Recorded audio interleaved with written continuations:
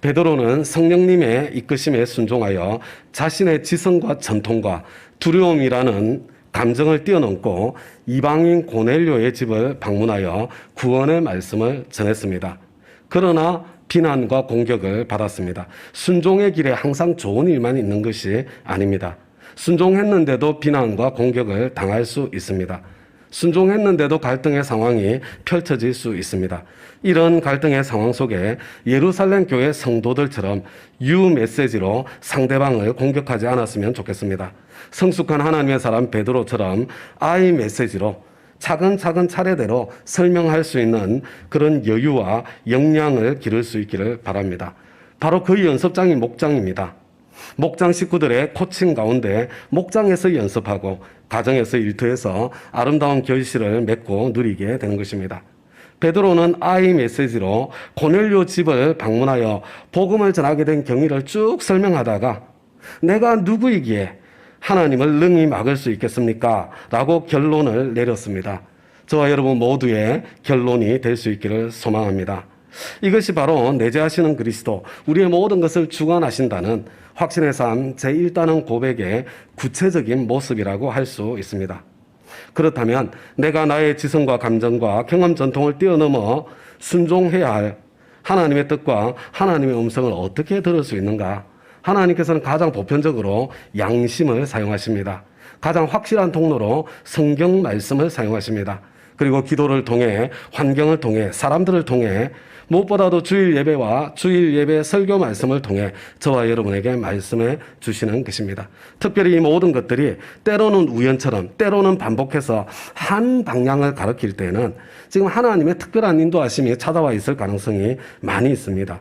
최근에 혹시 이와 같은 경험을 하고 계시는데도 아직까지도 지금 이렇게 머뭇거리고 계시지는 않으십니까? 두렵고 떨리는 마음으로 순종의 모험의 첫 발걸음을 내디뎌 보시기를 우리 주님의 이름으로 부탁을 드립니다. 다 같이 이 사건에 이어지는 말씀, 사도행전 11장 19절부터 21절까지 말씀 우리 함께 한번 읽어보겠습니다. 시작. 스데반에게 가해진 박해 때문에 흩어진 사람들이 페니키아와 키프로스와 안디옥까지 가서 유대 사람들에게만 말씀을 전하였다. 그런데 그들 가운데는 키프로스 사람과 구레네 사람 몇이 있었는데 그들은 안디옥에 이르러서 그리스 사람들에게도 말을 하여 주 예수를 전하였다. 주님의 손이 그들과 함께 하시니 수많은 사람이 믿고 주님께로 돌아왔다. 성도들은 지도자의 한계에 갇히기 쉽고 지도자를 닮아가기 마련인 것 같습니다. 여러분 11절 말씀을 보시기 바랍니다. 베드로와 사도들은 예루살렘과 온 유대와 사마리아와 땅끝까지 바라보게 하셨던 예수님의 유언의 말씀을 들었던 사람들입니다. 그럼에도 불구하고 베드로조차 사도들조차 유대인과 이방인의 울타리를 뛰어넘지 못하니까 신학교의 성도들도 그 울타리 안에 갇혀서 유대 사람들에게만 복음을 전하고 있었습니다. 20절 말씀을 보시기 바랍니다. 그런데 고넬료 사건을 통하여 베드로와 사도들이 이방인과 유대인의 막힌 담을 뛰어넘고 나니까 안디옥에서 어떤 신자들이, 모든 신자들 아니죠, 이방인인 그리스 사람, 헬라 사람들에게도 주 예수를 전하는 그런 일이 일어났고 수많은 이방인들이 주님께로 돌아오게 된 것입니다. 지도자가 바로 그 공동체의 한계가 되는 경우가 적지 않습니다. 그래서 저는 제가 우리 교회에 병뚜껑이 되지 않으려고 늘 노력하고 기도하고 있습니다. 우리 교회에는 저보다 뛰어난 실력자들이 많이 계시는데 우리 교회가 저의 한계 안에 갇힌다면 그것은 얼마나 큰 하나님의 자원의 낭비가 되겠습니까? 그래서 저는 우리 다운 교회는 성령님께서 지휘하시는 교회가 되기를 간절히 기도하며 소망하고 있습니다. 21절 말씀을 다시 보시기 바랍니다. 주님의 손이 그들과 함께 하시니, 예수님께서 이방인에게까지 복음 전해지는 이런 일이 일어나기를 얼마나 기다리고 계셨는지 여러분 느낌이 확 오지 않습니까? 기다렸다는 듯이 역사하셨습니다. 그래서 수많은 사람들이 주님께로 돌아온 것입니다. 우리는 지레짐작으로 이 사람에게 복음 전하려고 하다가 관계만 어색하게 될지 몰라, 이 사람 우리 목장에 초대하면 나를 이상한 사람이라고 생각할지도 몰라, 이 사람 우리 목장에 초대하려다 하다가 오히려 거절만 당할지도 몰라, 나의 두려움으로 성령님께서 일하실 기회조차 주지 않고 내 입을 꼭 다물고 있을 때가 많습니다. 사실 신학교의 신자들이 이방인들에게 복음을 전하고자 했을 때는 훨씬 더 많은 부담스러운 그런 것들이 있었을 것입니다. 그러나 그것을 뛰어넘어 복음을 전하니 주님의 손이 기다렸다는 듯이 역사하셔서 수많은 사람들이 주님께로 돌아온 것입니다. 저와 여러분도 나의 지레 짐작과 부담스러운 마음을 뛰어넘어서 성령님께서 일하실 수 있는 기회를 드릴 수 있기를 바랍니다. 여러분, 정말 영혼 구원의 열매를 맺기 위해 무엇이라도 해볼 수 있기를 바랍니다. 내가 무엇이라도 해보아야 할 내 가까이에 있는 VIP는 누구입니까? 지금까지 여러 번 주보 모퉁이에 쏘지 않으셨습니까? 오늘도 다시 한번 그 이름을 주보 모퉁이에 써보시기 바랍니다. 중요한 것은 이 일에 대한 예루살렘 교회의 반응입니다. 다 같이 22절부터 24절까지 함께 읽겠습니다. 시작. 예루살렘 교회가 이 소식을 듣고서 바나바를 안디옥으로 보냈다. 바나바가 가서 하나님의 은혜가 내린 것을 보고 기뻐하였고 모든 사람에게 굳센 마음으로 주님을 의지하라고 권하였다. 바나바는 착한 사람이요 성령과 믿음이 충만한 사람이었다. 그래서 많은 사람이 주님께로 나아왔다. 여러분 22절 말씀을 보세요. 고넬료 사건을 통해서 유대인과 이방인의 벽을 뛰어넘은 예루살렘 교회 지도자들과 성도들은 지금 안디옥에서 지금 이방인들이 예수를 믿게 되었잖아요. 이 이방인 형제들을 위해서 그들 가운데 최고의 일꾼 중에 하나라고 할 수 있는 바나바를 기꺼이 파송해 주고 있습니다. 더 이상 이방인 만난다고, 더 이상 이방인에게 복음을 전한다고 문제 삼지 않습니다. 참으로 놀랍지 않습니까? 그런데 이와 같은 중차대한 하나님의 복음의 새 역사에 이 파송받은 이 바나바는 어떤 사람인가요? 하나님께서는 어떤 사람을 당신의 새 일에 기꺼이 사용해 주시는 것일까요? 다음과 같이 여러분, 신앙이 성장해간다는 것은 두말할 것도 없이 예수님 닮아가는 것입니다. 예수님 닮아간다는 것은 제가 얼마 전에 폴 시오스의 사람이 되는 것, 신체, 실력, 성품, 신앙의 영역에서 예수님 닮아가는 것이라고 함께 나누었습니다. 여러분, 첫째로 예수님처럼 키가 자라고 신체가 건강한 것입니다. 저는 이것은 자기 자신과의 관계가 건강한 사람이라고 생각합니다. 하나님의 백성들은 자기 몸을 소중히 여기고 돌볼 줄 알아야 합니다.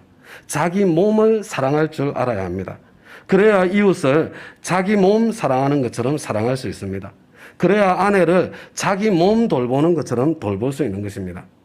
자기 자신과의 관계가 건강하지 못하면 자기 몸도 제대로 사용하지 못하는 것입니다. 자기의 건강을 지킬 수 없는 거예요. 둘째로 예수님처럼 지혜가 자라가고 실력이 탁월하게 자라가는 것입니다. 저는 이것은 일과의 관계요, 세상과의 관계요, 자연 만물과의 관계라고 생각합니다. 그리스도인들은 일터에서 자기 목도 못한다고 비난을 당해서는 안 됩니다. 그리스도인들이 자기 목도 못한다고 비난을 당한다면 그것은 너무나 안타까운 일이 아니라고 할 수 없습니다. 구하기만 하면 후히 주시고 꾸짖지 아니하시는 하나님께 지혜와 능력을 구해야 할 것입니다. 하나님께서는 기꺼이 지혜와 능력을 부어주실 것입니다. 셋째, 예수님처럼 사람에게 사랑받고 성품이 온유하고 겸손하게 성장해 가는 것입니다. 저는 이것은 사람과의 관계, 이웃과의 관계라고 생각합니다.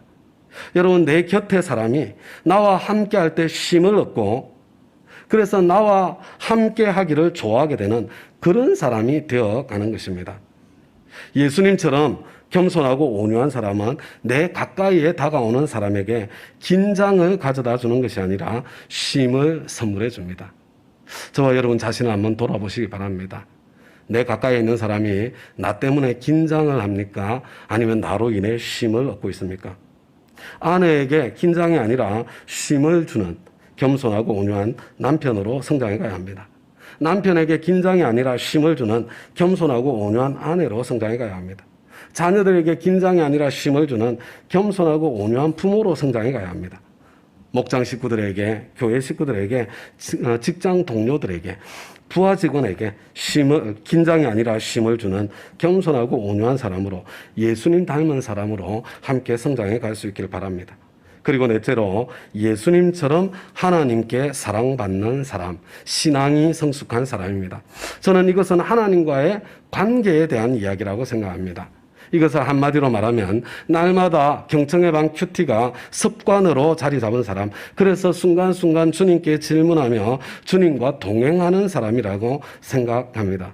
모든 일을 주님과 함께하는 사람, 주님의 현존을 기억하고 누리는 사람, 하나님과 친한 사람으로 성장해 가십시다. 어떤 사람들은 종교 활동은 열심히 하는데 하나님과 전혀 친하지 않는 사람들이 적지 않게 있습니다. 나 자신과의 관계, 일과 세상과 자연과의 관계, 이웃과의 관계, 그리고 하나님과의 관계, 이 네 관계에 균형 있게 성장한 사람, 폴 시오스의 사람, 바로 예수님 닮은 사람의 모습입니다. 저는 이런 사람을 다른 말로 바나바 같은 사람이다, 이렇게 표현하고 말하고 싶습니다. 저는 처음 예수님을 만났을 때 작은 바울로 살고 싶었습니다. 그러나 신앙의 철이 들어가면 들어갈수록 바나바 같은 사람이 되고 싶구나, 그런 마음이 점점 간절해집니다. 저는 우리 교회에 바나바 같은 분들이 많이 일어나게 되기를 소망합니다. 그때 수많은 바울들이, 그리고 수많은 마가들이 우리 교회를 통해서 배출될 것입니다. 그렇다면 오늘 본문이 저와 여러분에게 묘사해주고 있는 하나님의 사람 바나바의 특징은 무엇입니까? 우리 다 같이 24절 말씀을 함께 한 번 더 읽어보겠습니다. 24절 시작. 바나바는 착한 사람이요 성령과 믿음이 충만한 사람이었다. 그래서 많은 사람이 주님께로 나왔다. 바나바는 착한 사람이요 성령과 믿음이 충만한 사람이었습니다. 저는 저 자신이, 그리고 우리 교회 모든 다운 식구들이 착한 사람이요 성령과 믿음이 충만한 사람으로 점점 더 성장해 가서 하나님께서 복음의 새 역사를 펼쳐가실 때 기꺼이 찾고 기꺼이 맡길 수 있는 바로 그 사람, 바로 그 교회가 되기를 소망합니다. 하나님께서 쓰시는 하나님의 사람 바나바, 우리 따라서 해보겠습니다. 바나바는 착한 사람입니다. 바나바는 착한 사람입니다. 다음 가족 여러분, 하나님께서 기꺼이 쓰셨던 바나바의 첫 번째 특징, 성경은 착한 사람이다. 저와 여러분에게 그렇게 말씀해 주십니다. 여러분 한번 가만히 한번 생각해 보세요. 나는 어떤 사람입니까? 나는 착한 사람 맞습니까? 저와 여러분은 어떤 사람을 만날 때 저 사람 참 착한 사람이야 이렇게 말합니까? 여러분 착한 사람이 가지고 있는 가장 큰 특징이 무엇입니까? 쉽게 단정적으로 말할 수 없지만 착한 사람들은 다른 사람의 어려움을 외면하지 않습니다. 그래서 부탁을 잘 들어주고 우직합니다. 착한 사람들은 약간 어리숙한 측면도 있습니다. 웬만하면 그냥 손해를 보아줍니다. 마음이 여리고 독하지 못합니다. 어려운 사람들을 불쌍히 여기는 것은 착한 사람들의 공통점입니다. 그래서 구제는 착한 사람의 표지 가운데 하나입니다. 하나님께서는 착한 사람들을 좋아하십니다. 그런데 다음 가족 여러분 한번 생각해 보세요. 착하고 싶으세요? 사람이 착하기만 하면 안 되지 않나요? 여러분 사람이 착하기만 하면 그런 사람에게 어떤 일들이 일어나던가요? 여러분 착한 사람들 늘 이용당하지 않습니까?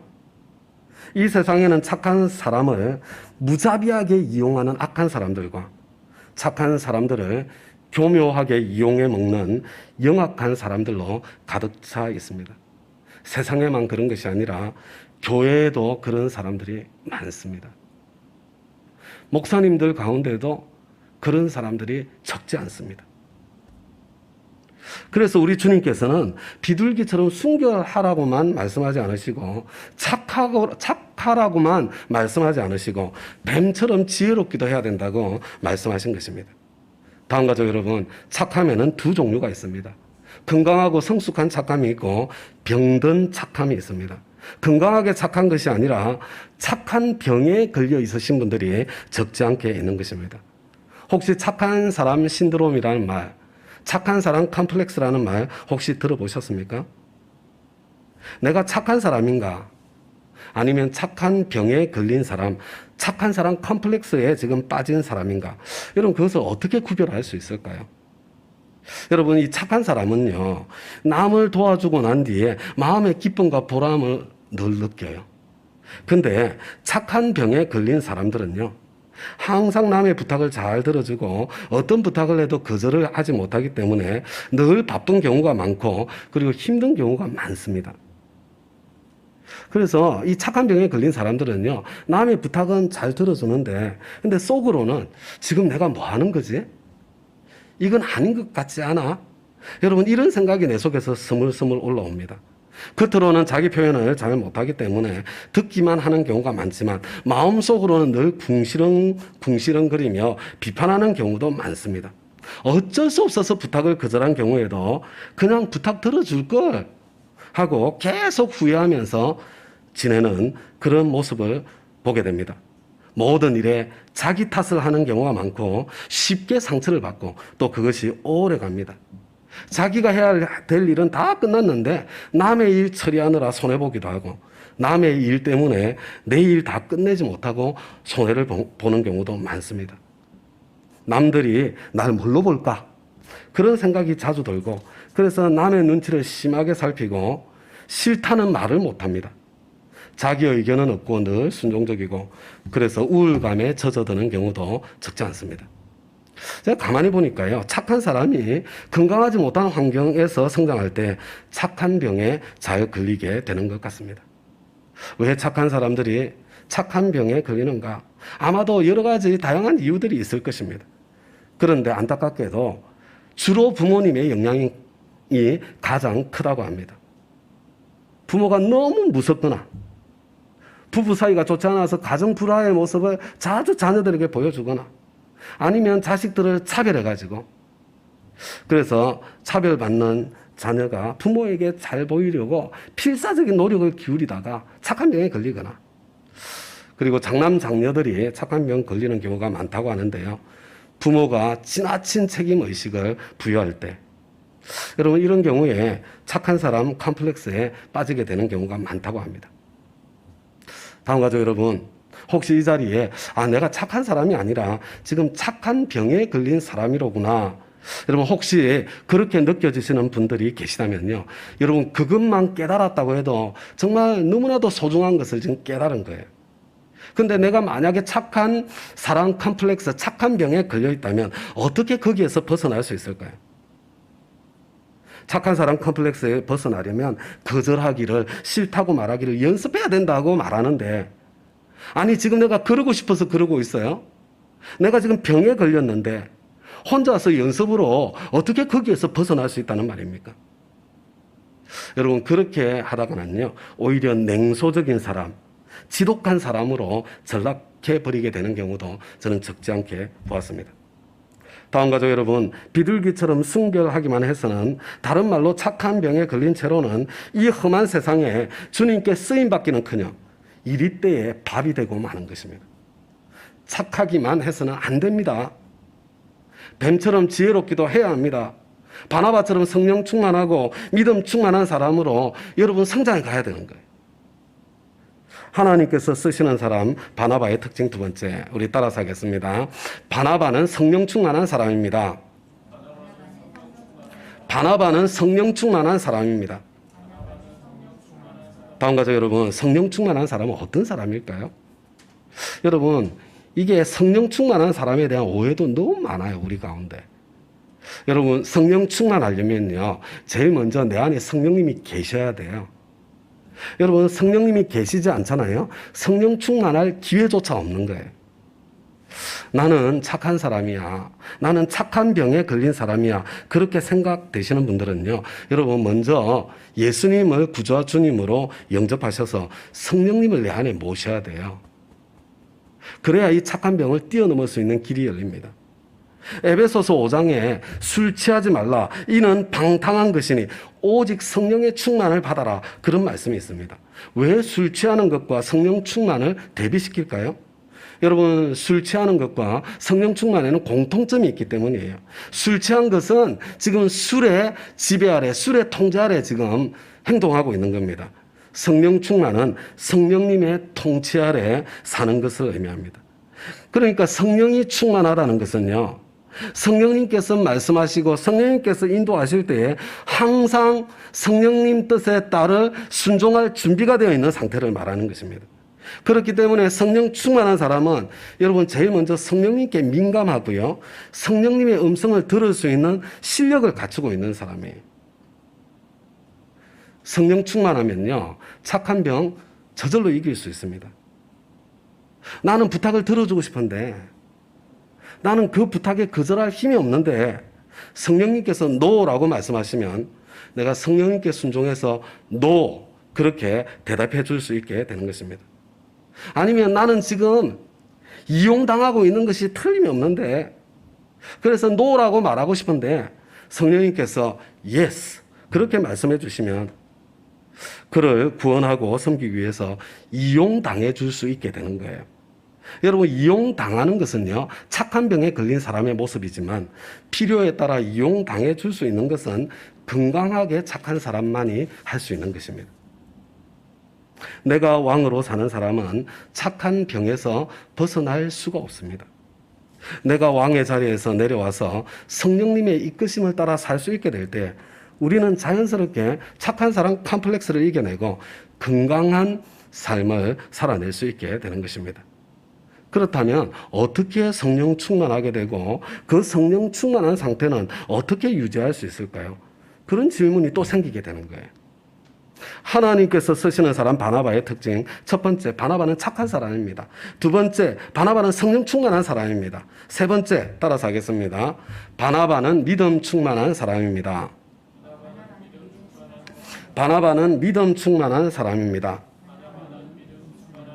다음 가죠 여러분. 믿음이 충만하다는 것은 또 무엇을 이야기하는 것일까요? 여러분 믿음 충만에 대해서도 오해하는 사람이 너무 많습니다.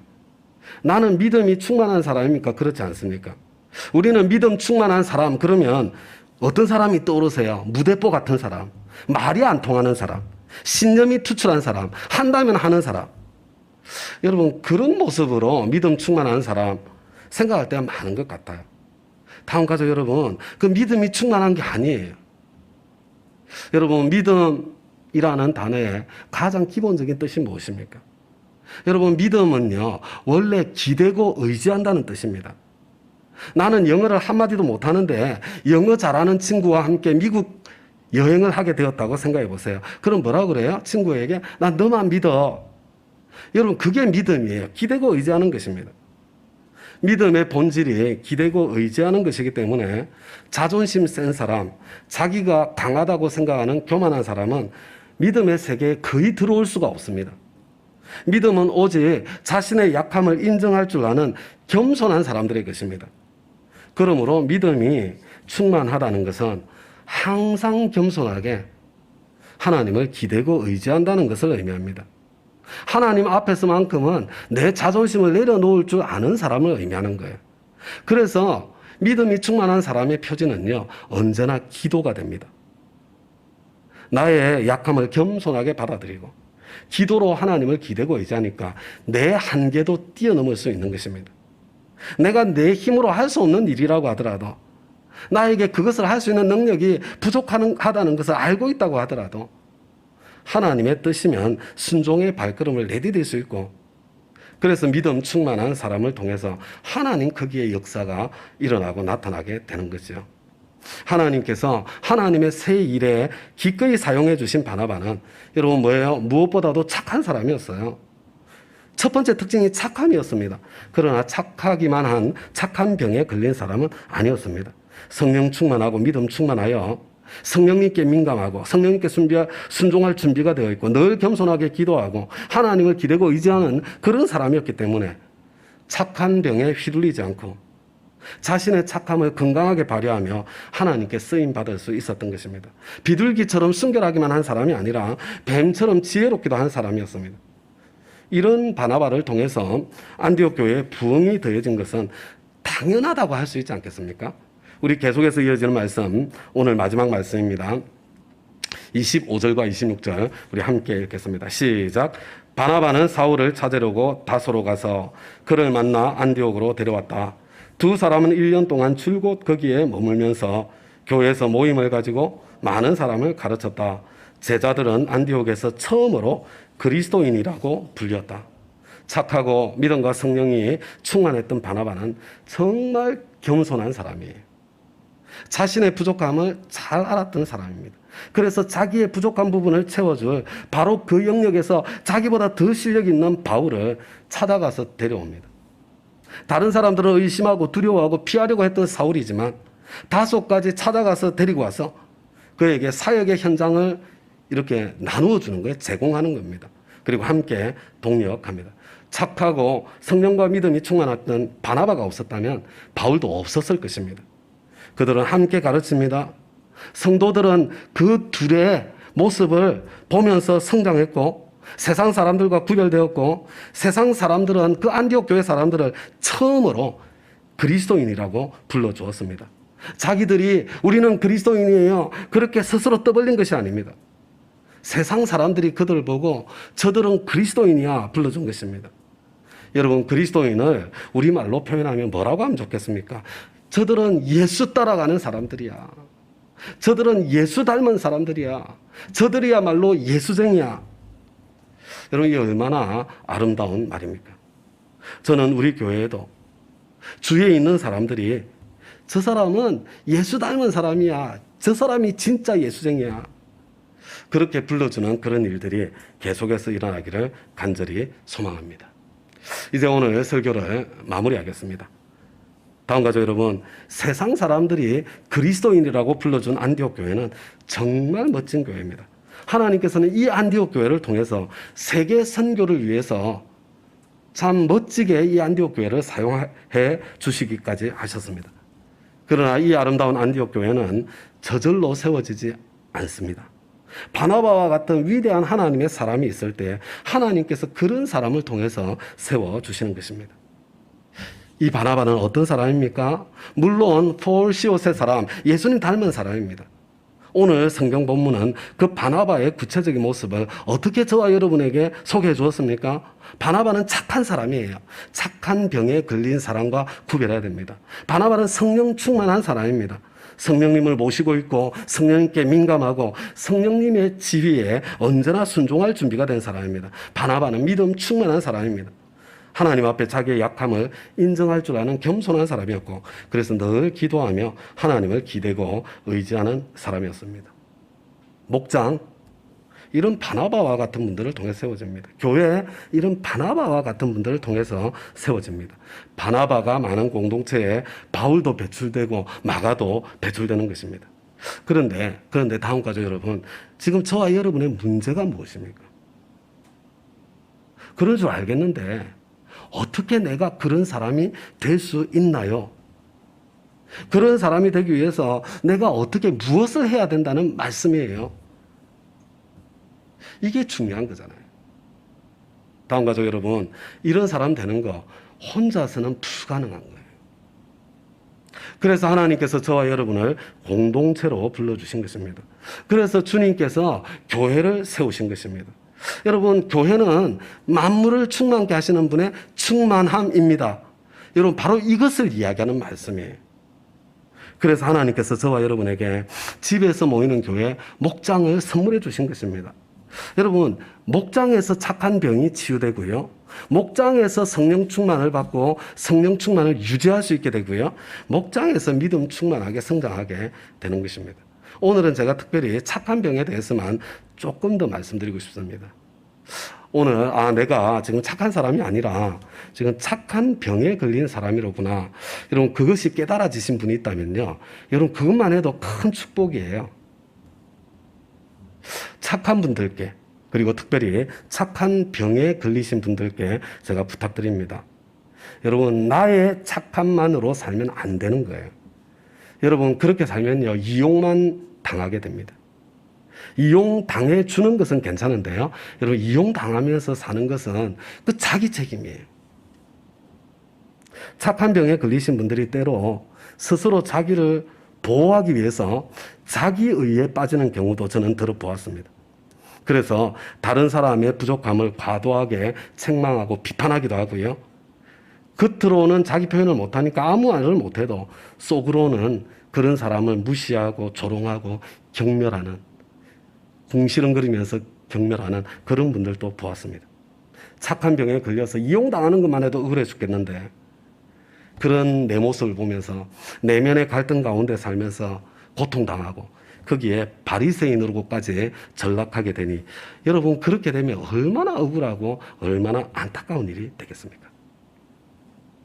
여러분 착한 병에 걸린 분들은요 가장 먼저 솔직하게 자기 마음과 감정을 표현하는 법을 훈련해야 됩니다. 싫다고 말하는 법, 화났다고 말하는 법, 여러분 거절하는 방법을 배우고 훈련해야 되는 거예요. 착한 병에 걸리신 분은 아마도 답답하실 거예요. 그게 그렇게 마음대로 됩니까? 그래서 도대체 어떻게 하라고요? 여러분, 그래서 여러분 제가 세 가지 부탁드립니다. 여러분 첫 번째요. 아직도 예수님을 구주와 주님으로 영접하지 않으셨다면 여러분 먼저 예수님을 구주와 주님으로 영접하셔야 됩니다. 여러분 병든 내가 나의 주인이 되고 나의 왕이 되어서는 안 되는 거예요. 병든 나는 빨리 주인의 자리에서 내려오고 성령님의 도움을 받을 수 있는 그 사람이 되어야 되는 거예요. 둘째로요, 여러분 새로운 삶, 경건의 삶, 여러분 공부하고 수강하는 것, 여러분 내가 그것을 극복하고 이길 수 있는 굉장히 중요한 출발점을 선물해 줄 거예요. 물론 그렇게 하려면 생명의 삶부터 먼저 공부해야 되는 겁니다. 시간 투자할 만한 가치 있어요. 그리고 세 번째로요, 여러분 목장 모임에서 도움을 받아야 됩니다. 여러분 사실은 목장 모임이 키예요. 나를 사랑하는 사람들이 모인 안전한 공간. 여러분 목장 말고 다른 데 있습니까?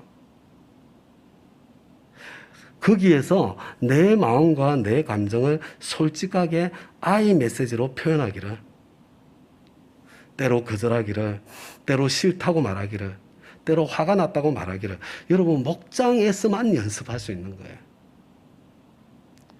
목장에서 연습하고 훈련하고, 그래서 집에서 일터에서 세상에서 결실을 맺고 그것을 누리게 되는 겁니다.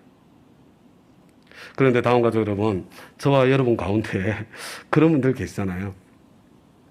나는 착한 사람은 아니야. 여러분 그렇게 생각되시는 분들 계시잖아요. 나는 착한 사람은 아니야. 여러분 만약에 나는 착한 사람은 아니야, 뭐 나쁜 사람도 아니지만 착한 사람은 아니야, 여러분 그런 분들 어떻게 해야 될까요? 여러분 착한 사람은 아닌 사람들에게는 아무런 소망이 없는 것일까요? 성질이 까다롭고 까칠하고 이기적이고 너무 똑똑해서 손해는 조금도 보지 않고 뭔가 겉으로는 남을 위해서 일하는 것처럼 보이지만 어떻게 해서든지 자기 챙길 것은 다 챙기는 사람. 여러분 그런 사람을 보고 우리는 착하다고 이야기하지 않죠. 그런 사람을 보면 뭐라고 이야기합니까? 영리하다고 말합니다.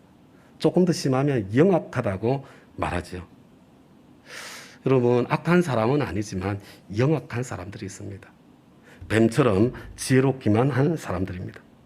여러분 하나님 앞에서 영리한 사람들보다는요 착한 사람이 더 낫습니다. 계산 빠른 영리한 사람, 영악한 사람은 하나님 앞에서 헛똑똑이에 불과합니다. 영리하다는 소리는 많이 들어보았는데 착하다는 소리는 한 번도 들어본 적이 없다. 회개하셔야 됩니다. 영리하고 영악한 사람으로 살기보다는 하나님 착한 사람으로 좀 살 수 있도록 도와주세요. 여러분 하나님께 기도하시기 바랍니다. 여러분 그런 분들도요, 이 내 영리함과 영악함을 뛰어넘으려면요, 여러분 먼저 예수님 구주와 주님으로 영접하고 내 안에 살아계신 성령님께 민감하고 여러분 성령님의 이끄심에 순종해 나갈 때 나의 본성적인 모습을 거슬러서 나도 모르게 점점 착하기도 한 사람으로 성장해 가게 될 것입니다. 이것도요 똑같아요. 목장에서 진솔한 나눔을 이어나갈 때 그 목장 안에서 훈련되어지고 성장해 가는 것입니다. 우리 교회는 바나바와 같은 분들이 많이 계셔서 너무나 감사합니다. 우리 교회는 앞으로도 계속해서 바나바와 같은 분들이 목장을 통해서 계속해서 배출되는 그런 교회가 되어서 하나님께서 복음의 새 일을 행하실 때 기꺼이 써주시고, 그리고 또 우리 가까이에 있는 사람들에게, 우리 이웃들에게 그리스도인들이라는 그런 칭찬을 받는 그런 교회로 계속 자라가기를 간절히 소망해 봅니다. 이제 우리 다 함께 자리에서 일어나셨어요. 하나님께 기도하며 찬양할 텐데, 저와 여러분을 통해서 사도행전적인 바로 그 신약교회가 회복되기를 기도하는 마음으로 내가 바나바 같은 사람이 되어서 이루어지기를 사모하는 마음으로 우리 다 함께 찬양하겠습니다.